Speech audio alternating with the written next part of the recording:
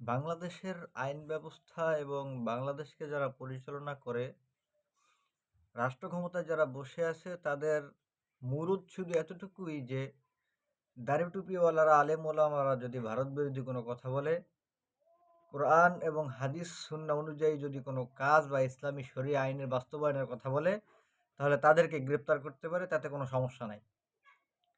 কিন্তু বাংলাদেশে যারা দাঙ্গা হাঙ্গামা সৃষ্টি করতেছে, খুন খারাপি করতেছে, তাদের ধরার কোনো খবর নাই, তাদের ধরার বেলায় মুরুদ নাই তাদের। এই যে আতার রহমান বিক্রমপুরী হুজুরকে গ্রেফতার করলো, তার অপরাধ কি?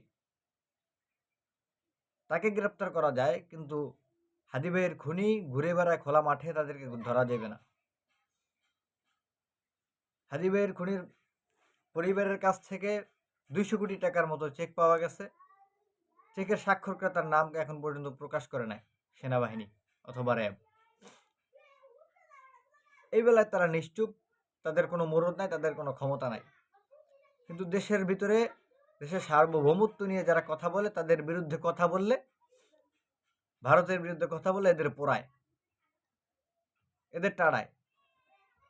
আতাউর রহমান বিক্রমপুরী হুজুরের বিষয়ে বলতে চাই, 48 ঘন্টার ভিতরে যদি হুজুরকে ছেড়ে দেওয়া না হয়, বাংলার মুসলমান চুপ থাকবে না।